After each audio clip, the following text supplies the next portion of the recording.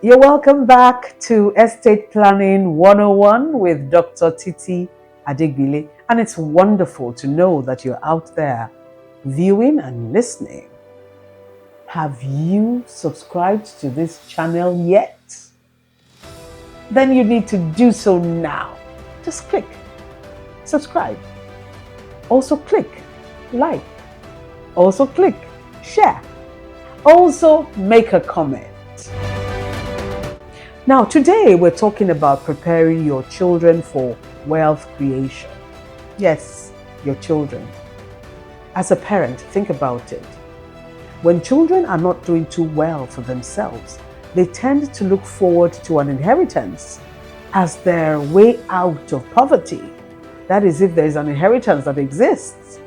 And this may account for why some people can do just about anything at all, to grab an inheritance. It's amazing sometimes. It may include stifling their siblings, even eradicating them, or some other untoward thing to benefit from an inheritance. But you have not even heard the worst yet. Unpalatable stories are rife on social media about young people who are so desperate for an inheritance that they could even eliminate a testator, a parent, in order to inherit him or her. Indeed, the days are evil.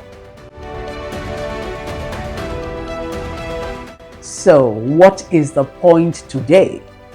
Right from when your children are very young, prepare them. Prepare them not just to inherit your wealth when you die.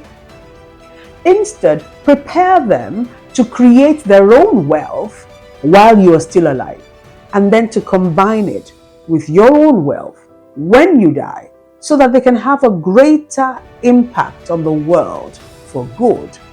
And that is achievable by preparing them to be tall in impact. Develop their minds to be solution providers rather than mere consumers. Don't prepare them for jobs.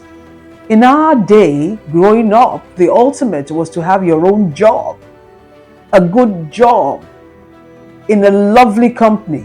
But that's not how it is anymore. Prepare your children to make a positive difference in their world, and it's not too late to start.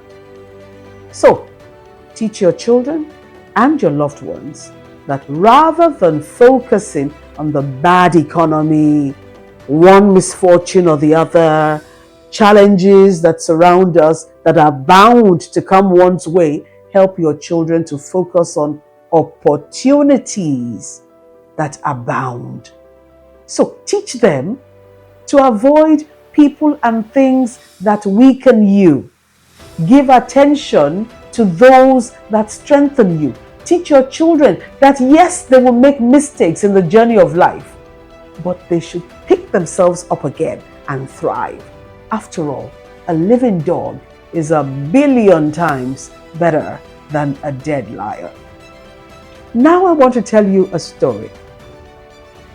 A young woman in her early 20s was in my office some time ago with a baby in her arms. She had been deceived by a man, gotten pregnant, and it appeared her life was at a standstill. She lamented about how there was no one to help her find her feet once again after dropping out of school. Then I told her of my aunt in similar circumstances many years ago, who went back to school after a baby and became a medical doctor a few years later. I also have another young woman in my office who started out as a cleaner, a dedicated one, an honest girl, a thoroughbred, clean, focused. Today, she's a graduate. She has been employed by the same office. Today, she is married to a professional, yet just 7 years ago, she was a cleaner. What the earlier mentioned young woman needs is not financial help. She needs a clear mind a clear focus, determination, a will to succeed, and the grace of God. Help will locate such an attitude, because as a man thinketh in his heart, so is he. Ask your children, what do you have in your hand? Teach your children that ideas rule the world. Teach your children that they should think outside the box. There is a stereotype. Snap out of a stereotype. It's no longer business as usual. The whole world is waiting for them to manifest. Tell them they have something to add in value to today's world. You see, we must adapt to the times that we find ourselves in. In this era of the new normal, we must all challenge the status quo and do things differently. Our children, as well as ourselves, should be digitally relevant. Your versatility with technology will give you a clear edge in whatever you do. Whether you're a technician, you're a professor, a lawyer, doctor, teacher, trader, or anything at all, technology carves you a niche. And this cascades to your bottom line. Naira and kobo? Is it the pound? Is it the dollar? So, our children should begin to increase the level of their digital fitness. And that it cuts across all professions and vocation. So, what is our learning point today? Let these children know that they're not just waiting for your inheritance, but they themselves have so added value to their lives and to mankind that they're the better off for it. You know, someone did say very recently that Maslow's hierarchy of needs will need to be adjusted now to include, you want to know, Wi-Fi, data as a basic need of the average human. And we're not talking about Wi-Fi for WhatsApp or movies. We're referring to the future of work, which is upon us. We have transcended the era of new normal. Now we're in the next normal. Many people you and I know now work from home. They meet virtually with their bosses in the office, right from the comfort of their apartment, when physical face-to-face interactions are becoming limited.